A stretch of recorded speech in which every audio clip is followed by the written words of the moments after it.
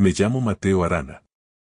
Entré en el aparcamiento del hospital a las 6:47 de la mañana, con la escarcha de diciembre aún pegada al parabrisas. Como cirujano de traumatología en el Hospital Clínico de Madrid, los turnos de madrugada se habían convertido en mi segunda naturaleza tras 12 años de servicio. Cogí mi termo de café solo, el bueno, el que mi hijo Carlos había aprendido a preparar exactamente como a mí me gustaba, y me dirigí hacia la entrada del personal.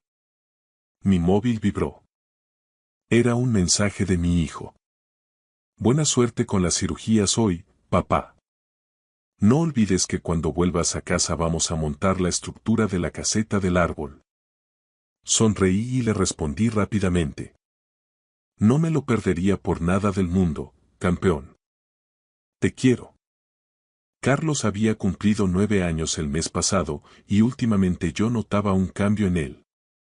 Estaba más callado cuando estábamos con la familia de Melinda, más retraído durante nuestras cenas de domingo en el chalet de los Escobar. Melinda, mi mujer, insistía en que solo era una fase, que su sobrino Dani solo estaba ayudando a Carlos a curtirse. Pero yo también fui un niño silencioso en su día y reconocía las señales de algo más profundo. La mañana pasó volando entre rondas y una cirugía especialmente compleja de un accidentado de moto. A mediodía, estaba revisando historiales en mi despacho cuando sonó el teléfono. Era la DRA. Patricia Saunders, jefa de pediatría y una de mis mejores amigas en el hospital. Mateo, ¿tienes un hueco para comer? Necesito hablar contigo de algo. Nos encontramos en la cafetería. La expresión de Patricia era seria, profesional, pero sus ojos reflejaban una preocupación que iba más allá de la cortesía entre colegas. Vi a Carlos en la sala de espera la semana pasada, dijo, removiendo su sopa sin probarla. Melinda lo trajo para un chequeo rutinario. Mateo. Tenía moratones en la parte superior de los brazos. Apreté el tenedor con fuerza. ¿Qué tipo de moratones? Marcas de dedos. 4 en cada brazo. Son totalmente compatibles con alguien que lo ha agarrado con mucha fuerza. Un adulto. Patricia se inclinó hacia adelante. Lo documenté, pero la explicación de Melinda fue lo suficientemente plausible como para no poder ir más allá sin más pruebas. Te lo digo como amiga, Mateo, no como informe oficial. Todavía. Pero si vuelvo a ver a Carlos con marcas similares, tendré que intervenir. Mi mente ya iba a 1000 por hora. Gracias por decírmelo.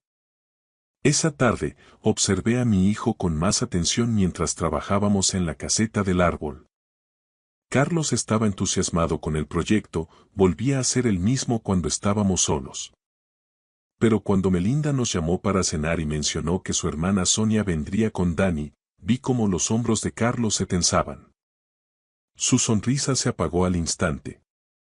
Durante las 2 semanas siguientes, empecé a documentarlo todo. Noté cómo Carlos evitaba las reuniones familiares, cómo volvía a casa mucho más apagado después de pasar el día con los Escobar. Cuando sugerí que nos saltáramos la cena del próximo domingo, Melinda explotó. ¿Pero qué te pasa? Me espetó, dejando caer la cesta de la colada sobre la encimera. Son mi familia, Mateo. Carlos necesita pasar tiempo con sus primos. Te estás volviendo un paranoico. Estoy siendo observador, respondí con calma. Carlos parece incómodo con ellos. Eso es ridículo. Sonia lo adora. Mis padres lo adoran. Estás creando problemas donde no los hay. La cara de Melinda se endureció. Estoy harta de que intentes aislarnos de mi familia. Es una actitud controladora. Reconocí la táctica.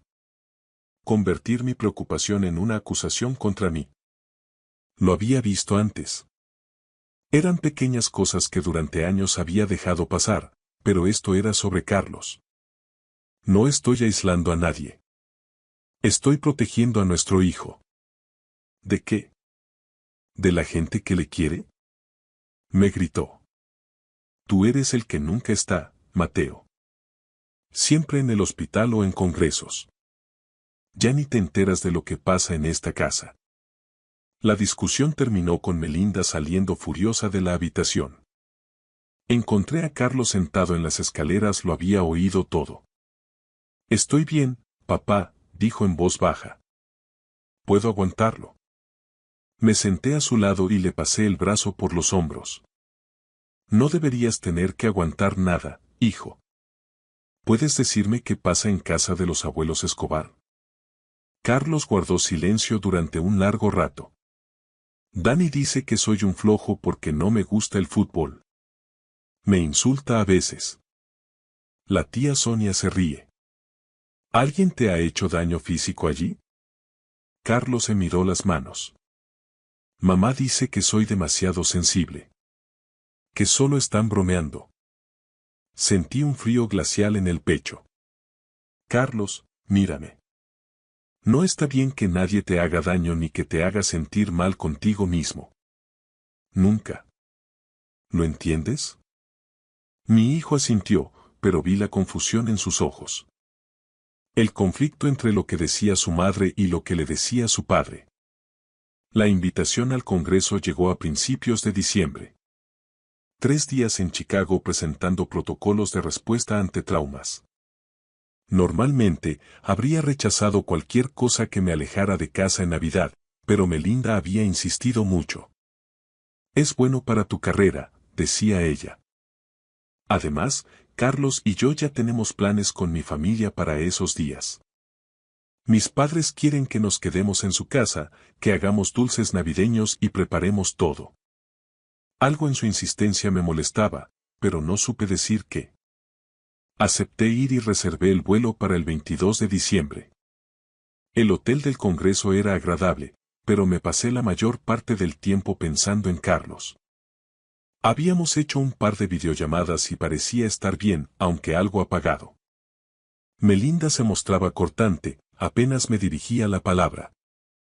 El 23 de diciembre, mi presentación salió perfecta. Estaba en el bar del hotel charlando con otros médicos cuando mi móvil vibró. Era un mensaje de Nolan Smith, mi vecino de al lado. Mateo, necesito que me llames. Es sobre Carlos. Tengo un video. Se me heló la sangre. Salí al frío de la noche de Chicago y llamé de inmediato. Nolan, ¿qué está pasando? Mira, he dudado si enviarte esto o no. La voz de Nolan sonaba tensa. He oído gritos en tu jardín hace un rato. Me he asomado a la ventana y... Mateo, lo he grabado porque he pensado que podrías necesitar pruebas. Te lo envío ahora mismo. Lo siento mucho. Me llegó el archivo de video. Me temblaban las manos al darle al play. La grabación estaba hecha desde la ventana del segundo piso de Nolan, apuntando directamente a mi patio trasero. Estaba lloviendo y la marca de tiempo indicaba las 16:37. Hacía menos de 2 horas. Carlos estaba en el centro del jardín, empapado, con su pequeño cuerpo temblando de frío. A su alrededor había 7 personas. Melinda, su hermana Sonia, sus padres Gerardo y Trini Escobar, y otros 3 que reconocí como el hermano de Melinda, Hugo, su mujer Elena y el marido de Sonia, Lucas. Mientras yo miraba paralizado, Gerardo dio un paso al frente y le cruzó la cara a Carlos de un bofetón. El sonido fue audible incluso a través de la lluvia y el cristal. Eso por faltarle al respeto a tu madre. Se oyó la voz de Gerardo. Luego intervino Trini. Otro bofetón, más fuerte aún. Eso por ser un desagradecido. 1 a 1, todos se turnaron. Sonia le pegó 2 veces. Hugo le empujó al suelo antes de golpearle. Elena le dio un golpe que hizo que la cabeza de Carlos se girara bruscamente. Lucas le agarró del brazo con tal fuerza que mi hijo gritó de dolor. Y a pesar de todo, Carlos no corrió. Se quedó allí parado, aguantando, con las lágrimas mezclándose con la lluvia en su rostro. Melinda fue la última. Se acercó a Carlos, que la miraba con una expresión que me rompió el alma. La esperanza de que ella detuviera aquello. En lugar de eso, le dio un bofetón más fuerte que el de los demás y lo agarró por la camisa empapada. Me has dejado en ridículo delante de mi familia, siseó ella. Llorando como un bebé porque Dani estaba jugando un poco brusco. Eres patético. Empujó a Carlos hacia la puerta trasera, pero en lugar de dejarle entrar, cerró la puerta y echó la llave. Carlos intentó girar el pomo, confundido. Te quedarás ahí fuera hasta que aprendas lo que es el respeto, dijo Melinda a través del cristal. Quizás el frío te haga más hombre. En una esquina del encuadre, en el porche cubierto, se veía a Dani mirando. Se estaba riendo, señalando a Carlos y haciendo gestos de estar llorando. El video terminó. Lo vi otra vez. Y una tercera. Mis manos ya no temblaban. Estaban firmes. Sentí como una frialdad absoluta y calculadora se apoderaba de mí. Llamé a Nolan. ¿Cuánto tiempo estuvo fuera? Llamé a la policía a los 10 minutos. Di un aviso anónimo sobre un menor en peligro. Llegaron unos 20 minutos después de que termine el video. Para entonces, Melinda ya lo había metido dentro. Les dijo a los agentes que había sido un malentendido, que Carlos se había quedado fuera por accidente. Se lo creyeron, sobre todo con toda la familia respaldando su versión. ¿Dónde está Carlos ahora? Los he visto cargar las cosas e irse hace una hora. Una ciudad grande lleno de gente. Iban hacia el chalet de los Escobar. Yo ya estaba buscando vuelos en el móvil. Nolan, necesito que hagas algo por mí. Haz copias de ese video. Ponlas en una memoria USB. Súbelo a una nube segura. Envíatelo por correo a ti mismo. Hazlo ahora. Ya está hecho, Mateo. ¿Qué vas a hacer? Vuelvo a casa. He encontrado un vuelo que sale en 3 horas. Voy a sacar 2 billetes. Uno para mí y otro para alguien que se va a asegurar de que esa gente no vuelva a tocar a mi hijo en su vida. Colgué y busqué en mis contactos un nombre al que no había llamado en 8 años. Mi dedo dudó un segundo antes de marcar. El teléfono sonó 2 veces antes de que respondiera una voz de mujer. Mateo. Ha pasado tiempo. Clara, dije. Necesito tu ayuda. Es por mi hijo. Clara Franco había sido mi mentora durante la residencia, pero dejó la medicina después de 15 años para convertirse en abogada de familia, especialista en defensa del menor. Tenía fama de ser implacable en casos de custodia y abusos. Cuéntamelo todo, dijo Clara, pasando instantáneamente a su modo profesional. Le envié el video mientras hablaba, explicándole lo de los moratones, las dudas de Patricia, el acoso psicológico de Melinda. Todo. Cuando terminé, hubo un largo silencio. Mateo. Esto es maltrato procesable. Hay múltiples agresores, premeditación y una víctima menor claramente en peligro. Puedo tener listos los papeles para una custodia de emergencia esta misma noche. ¿Puedes volar a Madrid mañana por la mañana? Estaré allí en el primer vuelo. Perfecto, dijo Clara. Mateo, vamos a hacer esto bien. Vamos a documentarlo todo, a montar un caso blindado y me voy a asegurar de que cada una de las personas que sale en ese video pague por lo que le han hecho a tu hijo. ¿Y Melinda? Preguntó ella. Es tu mujer. Mi voz sonó plana, sin emoción, de la misma forma que cuando estoy en una cirugía complicada donde no puedo permitirme sentir nada. Dejó de ser mi mujer en el momento en que puso sus manos encima de nuestro hijo. Ahora solo es otra acusada más. El vuelo de regreso a Madrid fue el más largo de mi vida. Mientras cruzaba el Atlántico, no dormí. Me dediqué a repasar el video una y otra vez, analizando cada golpe, cada gesto de desprecio. Como cirujano, estoy acostumbrado a ver cuerpos destrozados, pero ver el alma de mi hijo siendo golpeada por aquellos que debían protegerlo me provocaba una náusea física que ninguna medicina podía calmar. Aterricé en Barajas a las 8:30 de la mañana. Clara me esperaba en la terminal de llegadas con una carpeta llena de documentos y un café humeante. He hablado con un contacto en el juzgado de guardia, dijo Clara sin preámbulos mientras caminábamos hacia el parking. Tenemos una orden de alejamiento temporal y la custodia cautelar inmediata basada en las pruebas de video. Pero para que sea definitiva, necesitamos que un médico forense evalúe a Carlos hoy mismo. Yo puedo. Empecé a decir, pero ella me cortó. No, Mateo. Tú eres el padre y estás emocionalmente implicado. Necesitamos objetividad total. He citado a Patricia en el hospital. Ella hará el informe oficial. Fuimos directos al chalet de los Escobar en la zona de las afueras, en una urbanización de lujo. Al llegar, vi el coche de Melinda en la entrada. Mi corazón latía con fuerza, pero mi mente estaba fría. Llamé a la puerta. Fue Gerardo, mi suegro, quien abrió. Llevaba una bata de seda y una sonrisa de suficiencia que se borró en cuanto me vio. Detrás de mí, 2 agentes de la Guardia Civil, que Clara había coordinado previamente, se hicieron visibles. Mateo. ¿Qué haces aquí? Se supone que estabas en Estados Unidos, balbuceó. Vengo a por mi hijo, dije, entrando en la casa sin esperar invitación. Melinda bajó las escaleras, seguida de Sonia y Hugo. Todos tenían esa cara de resaca post-celebración navideña. Cuando vio a los guardias civiles, su rostro palideció. Mateo, ¿qué es esto? ¿Te has vuelto loco? Gritó Melinda, tratando de recuperar su tono dominante. Estás interrumpiendo un desayuno familiar.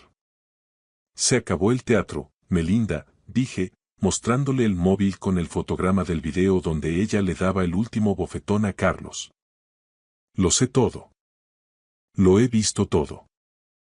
El silencio que siguió fue absoluto. Sonia intentó decir algo sobre disciplina familiar, pero Clara intervino con una voz de acero. Soy Clara Franco, abogada de Mateo Arana. Tengo aquí una orden judicial. Carlos Arana sale de esta casa ahora mismo con su padre. Además, todos los presentes en esta sala, excepto el servicio, están citados para declarar por un presunto delito de maltrato infantil con agravante de odio y superioridad. Es mi hijo. Chilló Melinda. No puedes llevártelo. Ya no es solo tu hijo, Melinda, respondí. Es una víctima, y tú eres su agresora. En ese momento, Carlos apareció en lo alto de la escalera.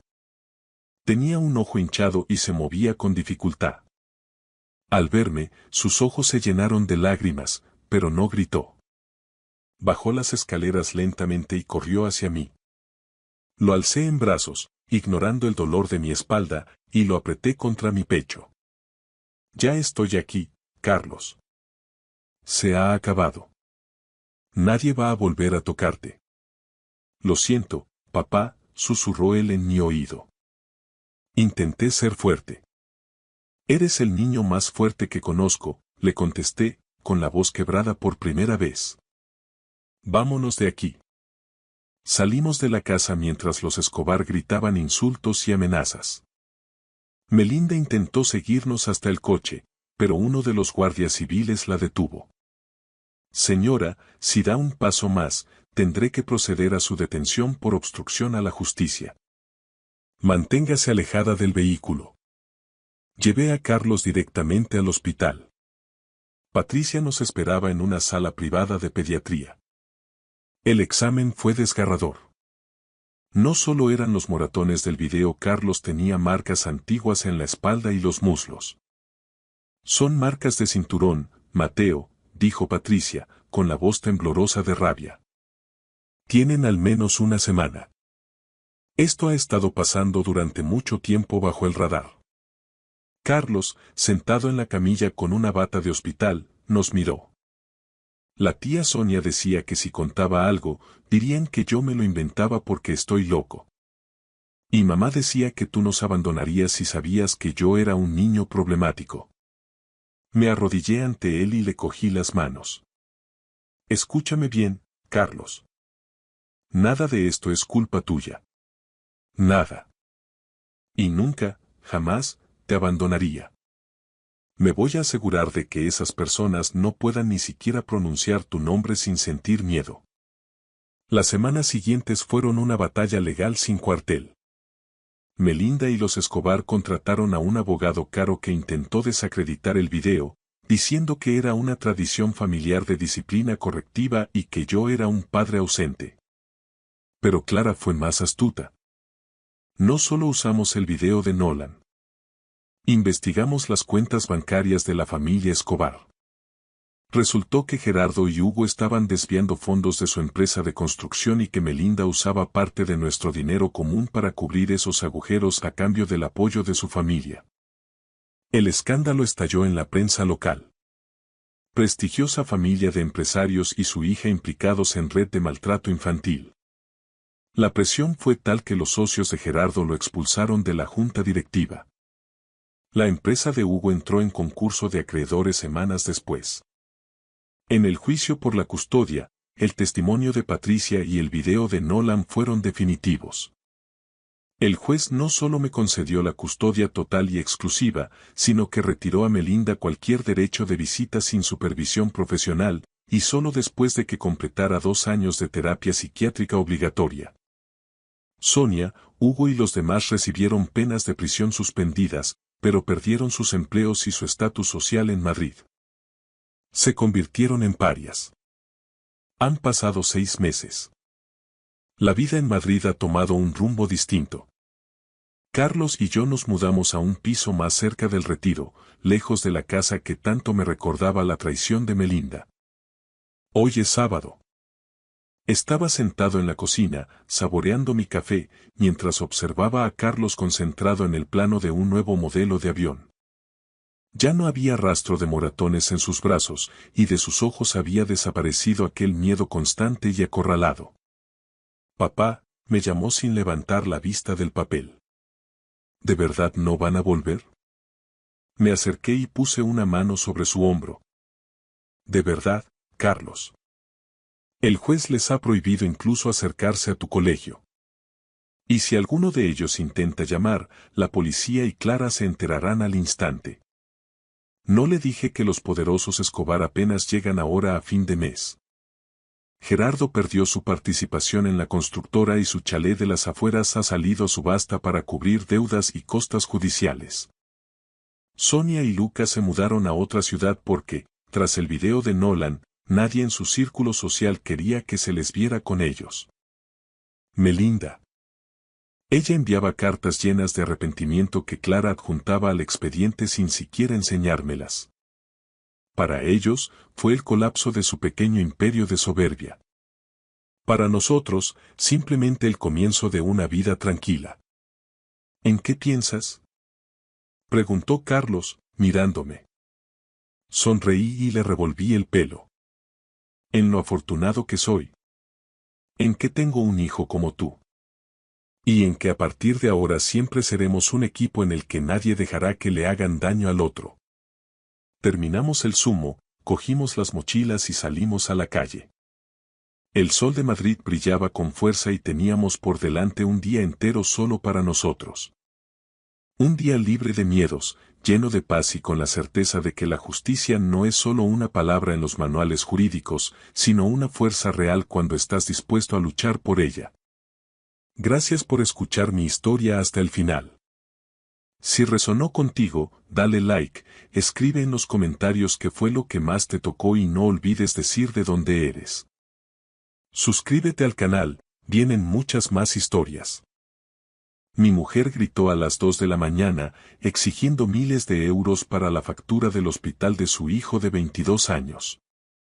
Le dije que llamara a su verdadero padre, colgué y, para cuando salió el sol, la policía ya estaba leyendo mi nombre en unos documentos judiciales por un delito grave. Aquella noche empezó en mi cama, en un pequeño barrio de las afueras de Toledo. El frío de febrero se filtraba por las ventanas y hacía que las baldosas del suelo te mordieran los pies a través de los calcetines. Mi casa era un chalet adosado sencillo en una calle tranquila, de esas que ya están pagadas y de las que los hombres mayores presumimos porque significa que nadie es tu dueño, salvo la oficina de Hacienda. Elena no estaba en la cama, otra vez. Se había quedado dormida en el sofá, según dijo después de cenar, con los ojos pegados al móvil. El otro lado del colchón estaba vacío y frío, y me dije a mí mismo que no debía darle vueltas. 17 años de matrimonio te enseñan a tragarte las preguntas. Mi teléfono vibró en la mesilla 1, 2 veces. Luego la pantalla se iluminó. Elena. Miré el reloj. 2:17 de la mañana. Respondí. Paco. Ella me soltó el pánico de golpe. ¿Paco? Dios mío, Hugo está en el hospital. Está muy mal. Dicen que tendrá que sufrir toda la noche si no pagamos el depósito de ingreso. De fondo, oía el zumbido de luces fluorescentes y el chirrido de ruedas sobre baldosas. Sonidos de hospital, o al menos sonidos que querían que parecieran de hospital. ¿Dónde estás? Pregunté. Estoy con él, dijo ella, con voz entrecortada. Necesitan efectivo. Necesitan 22.000 euros ahora mismo. Me incorporé en la cama. El cuarto olía a madera vieja y al bálsamo de mentol que me había puesto en los hombros. 22.000 euros. Hugo Benzón tenía 29 años, era el único hijo de Elena. Cuando lo conocí, tenía 12 años y era flaco como un poste. Le enseñé a jugar al fútbol en el parque y más tarde a conducir en el descampado detrás de la iglesia después de la misa del domingo. Nunca lo adopté legalmente. Elena siempre decía que lo haríamos más tarde. Ese momento nunca llegó, pero las facturas sí. Una batería descargada, un lío con el alquiler, herramientas para un nuevo trabajo.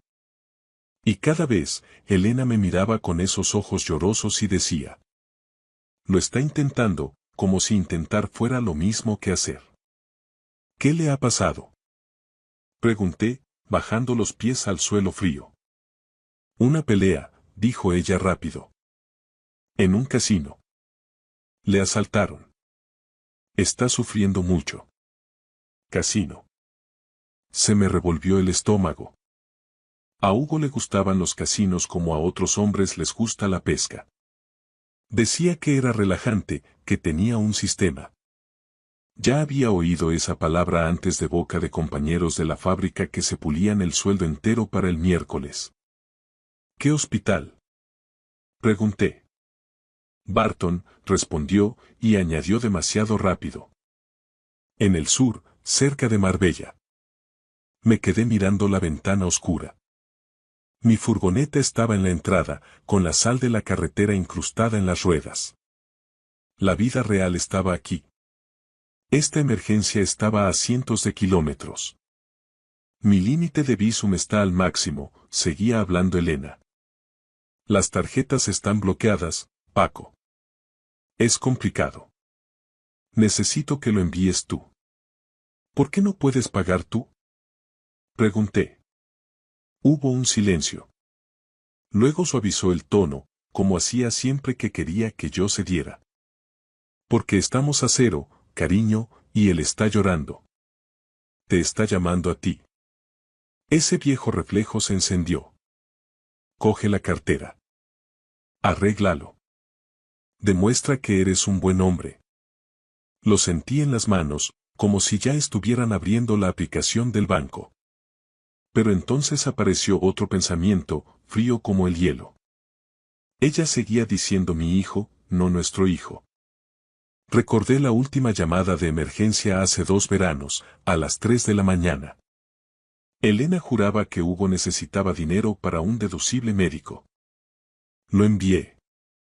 Una semana después, vi una foto en Facebook. Hugo en un reservado de una discoteca con una botella en la mano, sonriendo como un niño que hubiera encontrado un truco para saltarse las reglas. Me enfrenté a Elena, ella lloró, yo me disculpé por exagerar. Ese era el ritmo de mi vida. Yo pagaba y luego pedía perdón. Tragué saliva. Elena, llama a su padre. Silencio. Luego su voz se volvió gélida. ¿Perdona?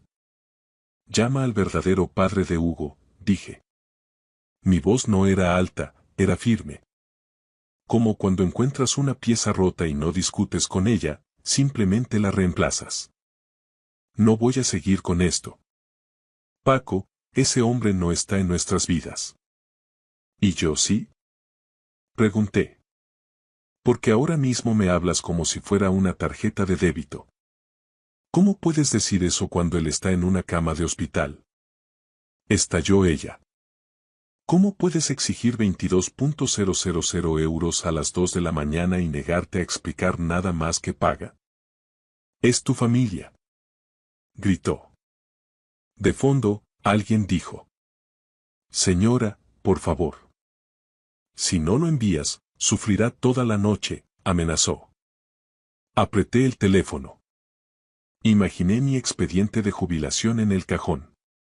La casa pagada. La vida tranquila que me había ganado turno a turno.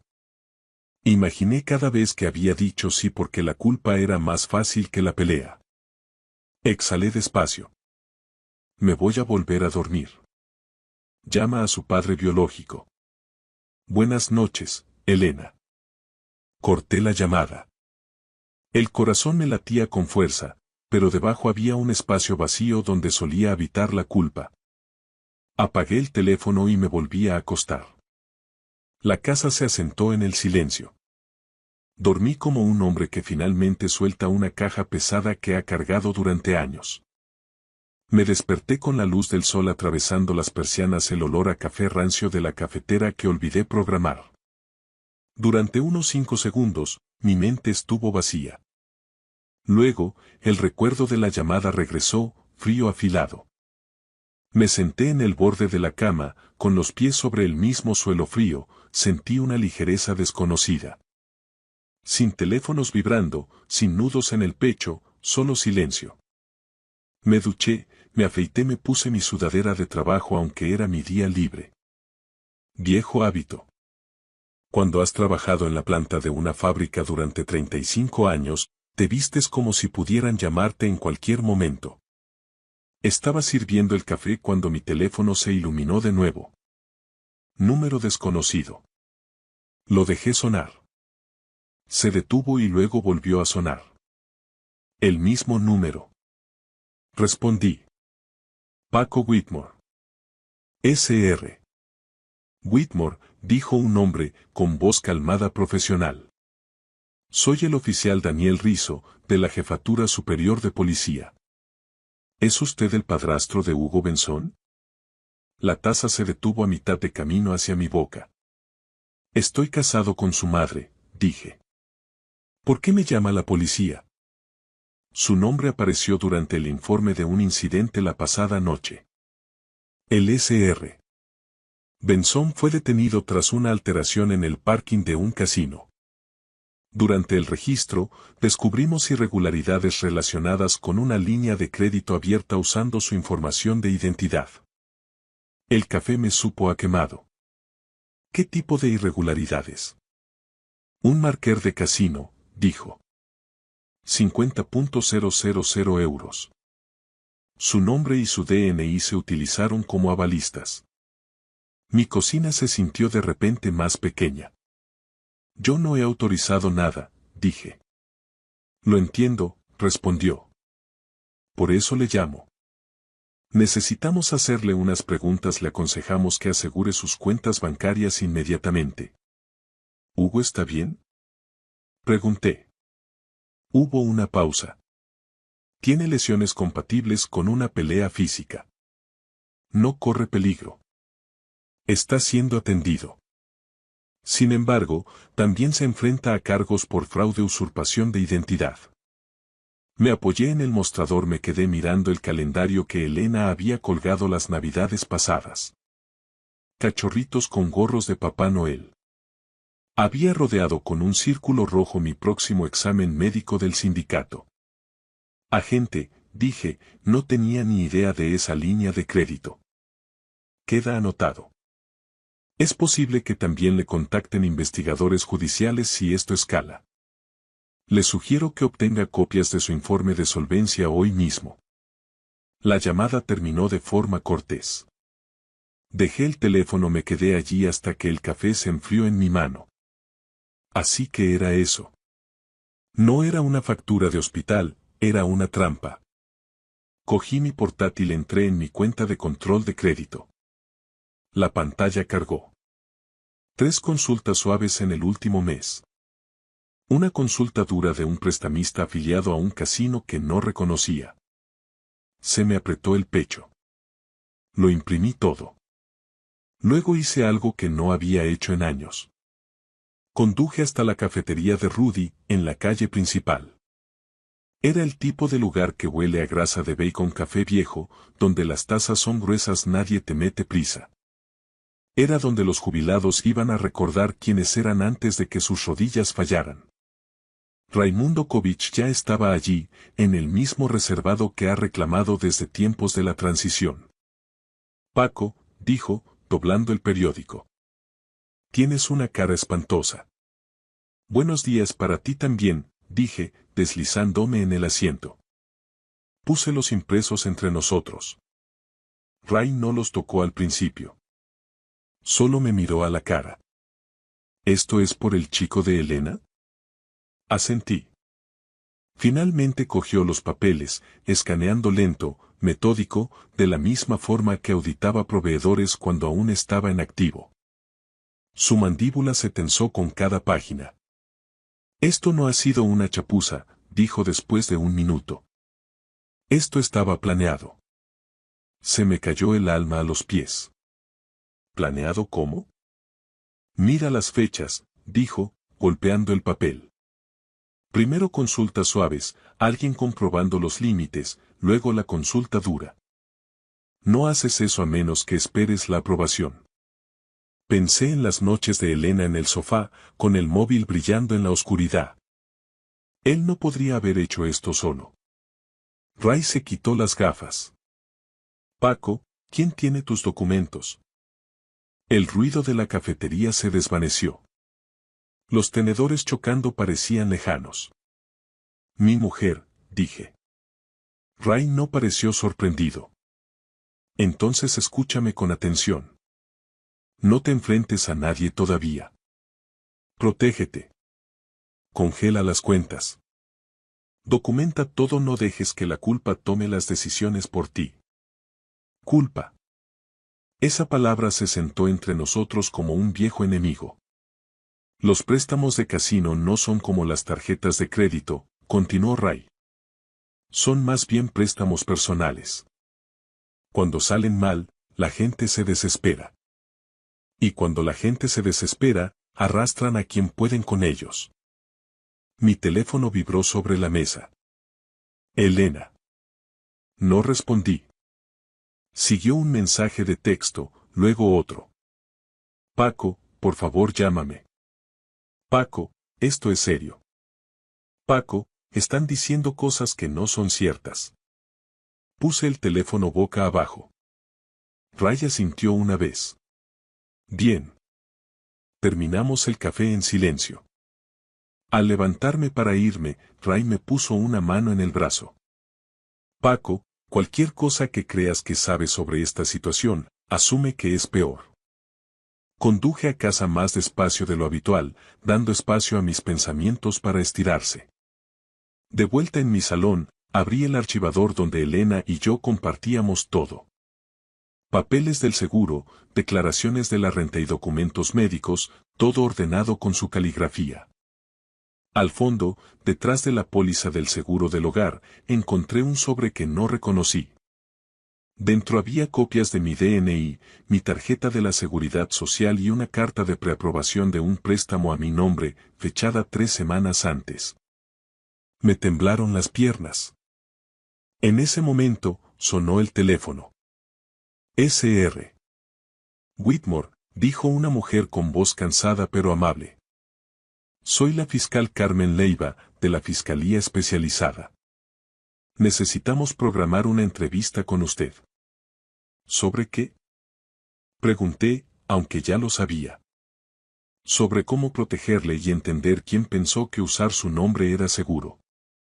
Colgué y me quedé mirando la pared. Elena lo había dicho.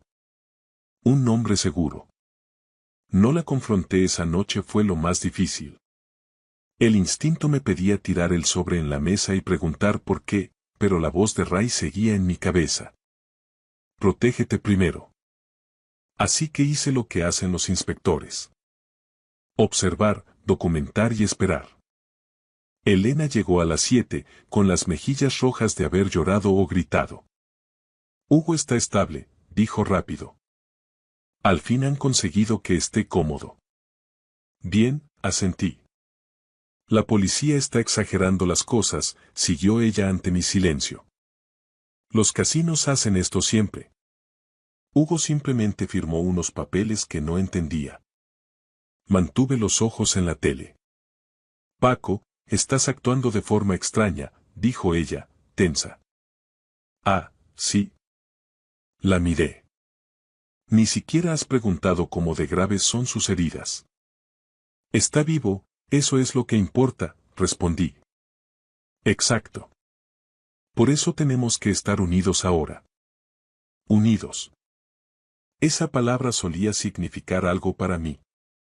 Se fue a la cama temprano y yo me quedé en la mesa con mi portátil y un bloc de notas legal.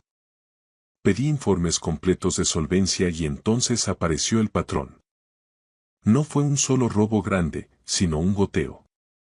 Tarjetas pequeñas abiertas y cerradas, transferencias justo por debajo de los límites de alerta y devoluciones de seguros médicos desviadas a una cuenta que no conocía. Rastreé la cuenta. Estaba a nombre de soltera de Elena. A medianoche, encontré algo que me hizo soltar una carcajada seca. En una solicitud de crédito, Hugo había puesto como profesión: consultor de logística. Sí, logística había estado moviendo dinero, pero no el suyo. Me recosté y recordé a Hugo a los 16 años, agarrando el volante en el descampado de la iglesia. Tranquilo, le dije, no luches contra el coche, guíalo.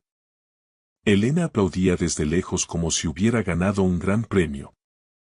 Me sentí orgulloso entonces. Dios me perdone, me sentí orgulloso. Al día siguiente, Ray vino a casa. Extendimos los papeles como si fuera la escena de un crimen. Ella conoce el sistema, dijo Ray. Trabaja en facturación médica, sabe cómo sonar urgente sin ser específica. La gente oye depósito y deja de pensar. Paco, esto no es solo un drama familiar. Es un fraude, sentenció Ray. Si no te separas ahora, estarás a su lado cuando todo colapse. Cuando Ray se fue, Elena me llamó a la cocina. Dicen que Hugo podría necesitar cirugía, dijo. El hospital no la programará sin un depósito. ¿Qué hospital? Pregunté. Yo. Tendría que comprobarlo, balbuceó. Hazlo, asentí. ¿Por qué me preguntas así? ¿Me estás acusando de mentir? Sus ojos centellearon. Digo que he terminado de enviar dinero sin respuestas. Esa noche, en el garaje, llamé a mi banco y congelé todas las cuentas conjuntas. Cambié contraseñas y pedí tarjetas nuevas. Antes de colgar, escuché un mensaje de voz de Hugo, con voz pastosa y enfadada. ¿Te crees mejor que nosotros? Mamá dijo que harías esto. Siempre lo haces cuando las cosas se ponen difíciles. Lo borré. No se trataba de venganza, se trataba de supervivencia. Yo no era solo un hombre seguro, era el ancla con la que planeaban ahogarme. Elena no gritó después de aquello, cambió de táctica. Así es como sabes que alguien tiene miedo. No cuando se vuelve ruidoso, sino cuando se vuelve cuidadoso. Durante los días siguientes, fue la dulzura personificada. Cocinó cenas que yo no había pedido y me tocaba el brazo al pasar. Parecía un guión ensayado, como si siguiera instrucciones que ella misma no había escrito. Yo seguí mi papel. Comía, asentía y dormía en mi lado de la cama, pero por dentro estaba cerrando todas las puertas. El martes por la mañana fui a mi caja de ahorros y hablé con la directora, una mujer con la que tenía confianza desde hacía años. Necesito proteger mi pensión, le dije. Ella no preguntó por qué, simplemente deslizó un formulario y comentó que no creería cuántas veces pasaba eso. Esa tarde, solicité la separación legal. No el divorcio, sino la separación. Era importante porque me daba espacio financiero y legal sin tener que mostrar todas mis cartas de golpe. Como decía Ray, no prendas fuego a la casa mientras todavía estás dentro. Elena tardó poco en darse cuenta. ¿Qué es esto?, preguntó, sosteniendo un aviso del banco que encontró en el mostrador. Una congelación de cuentas, respondí, temporal. ¿Por Hugo? Sus ojos se movieron con nerviosismo.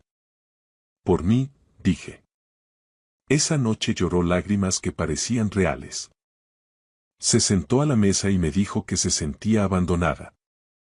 Paco, Dios nos pide que perdonemos, susurró. La familia no se da la espalda. Sentí ese viejo impulso de arreglarlo todo, de ser el pilar para que los demás pudieran tambalearse. Pero me mantuve firme. No estoy dando la espalda, dije. Me estoy quitando de en medio. He terminado de ser usado y de que me mientan. Ella intentó alcanzar mi mano, su piel estaba fría. Paco, susurró, siempre ha sido el nombre más seguro. Se quedó helada en cuanto las palabras salieron de su boca. Yo no grité. Solo asentí, como quien escucha un motor y localiza exactamente dónde está la avería. Ella sabía lo que había confesado.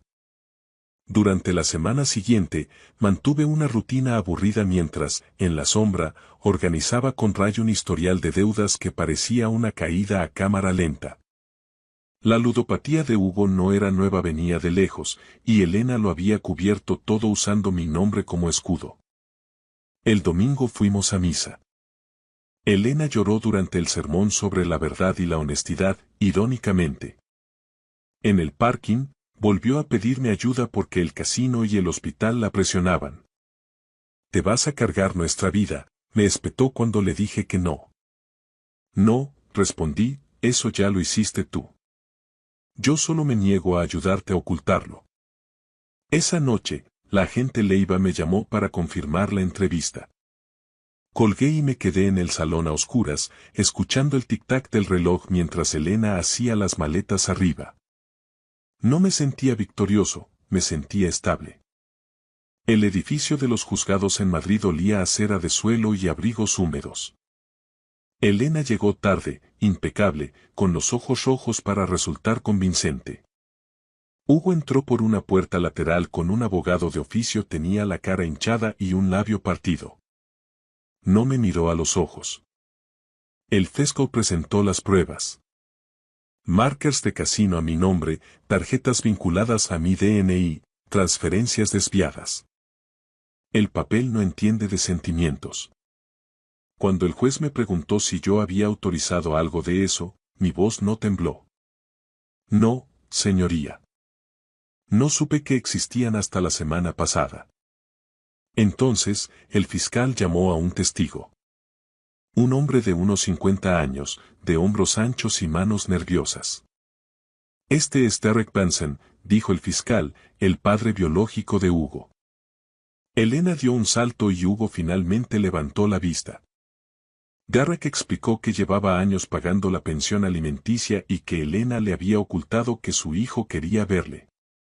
Se enteró del lío del casino por una agencia de recobros. Te habría ayudado con un tratamiento, Hugo, dijo Derek con dolor, pero no te habría ayudado a jugar. La sala se quedó en silencio cuando el fiscal reprodujo la grabación donde se oía la voz de Elena. Siempre fuiste el nombre más seguro para usar. La verdad, desnuda y fea. El juez desestimó cualquier cargo contra mí. Sentí que algo se soltaba en mi pecho, no era alivio, era liberación. Luego cayó el mazo. Elena fue acusada de conspiración para fraude financiero y usurpación de identidad. Hugo recibió cargos por fraude y asalto, con tratamiento obligatorio. Al salir, Elena intentó acercarse. Paco, por favor, solo intentaba proteger a mi hijo. Me detuve y la miré. He pasado 17 años protegiéndole yo, dije en voz baja. Tú los has pasado usándome. He pagado mi última factura por ti. Se llama la verdad. Me mudé en abril, cuando el viento todavía soplaba con fuerza y el aire conservaba el frío obstinado del invierno. La casa se vendió más rápido de lo que esperaba una pareja joven que esperaba un bebé, buscaba la tranquilidad de esa calle y unos cimientos ya pagados. Les deseé suerte de todo corazón. Es curioso lo poco que posees realmente una vez que dejas de sostener las vidas de otras personas. Alquilé un pequeño piso cerca de la costa, a las afueras de una localidad tranquila. Una sola planta, sin escaleras, con un porche orientado al este para que la luz de la mañana diera justo en mi taza de café. La primera noche allí, dormí con la ventana entreabierta y me desperté con el sonido de las gaviotas en lugar de un teléfono vibrando con pánico. Elena me escribió una vez. Una carta, no un mensaje de texto, escrita a mano. Reconocí su caligrafía de inmediato. Decía que lo sentía, que nunca quiso que las cosas llegaran tan lejos y que el miedo hace que la gente haga cosas que no reconoce. No le contesté. No por rabia, porque la rabia consume energía, y yo ya no estaba dispuesto a gastar la mía en ella. Supe por Ray que Hugo entró en un centro de tratamiento como parte de su condena. Le deseo lo mejor al chico, de verdad, pero desearle el bien a alguien no requiere que sigas cargando con él a cuestas. La gente de la iglesia dejó de llamar, igual que la mayoría de los que tenían opiniones antes de conocer los hechos. Mi vida se volvió más pequeña, pero de una forma positiva. Empecé a colaborar como voluntario una mañana a la semana en la sede del sindicato, ayudando a hombres de mi edad con trámites que habían estado evitando. Pensiones, beneficiarios y límites legales disfrazados de formularios. Te sorprendería cuántos hombres no saben quién figura realmente en sus cuentas. A veces, sentado en el porche con la brisa marina en la cara, pienso en aquella llamada de las 2 de la mañana. Antes creía que el amor significaba no dejar caer nunca a los demás. Ahora sé que no es así. El amor sin límites no es amor, es una responsabilidad civil. La venganza no llegó con gritos ni portazos, llegó con el silencio, el papeleo y la decisión tranquila de dejar de pagar por las mentiras de otro. Si alguna vez te han tratado como a una cartera en lugar de como a un compañero, o si te han dicho que tu valor se mide por cuánto puedes solucionar, quiero que sepas algo. Tienes permiso para parar. Tienes permiso para proteger lo que has ganado y para dormir toda la noche del tirón. A veces, lo más valiente que puedes hacer es colgar el teléfono. Gracias por escuchar mi historia hasta el final. Si resonó contigo, dale like, escribe en los comentarios qué fue lo que más te tocó y no olvides decir de dónde eres. Suscríbete al canal, vienen muchas más historias.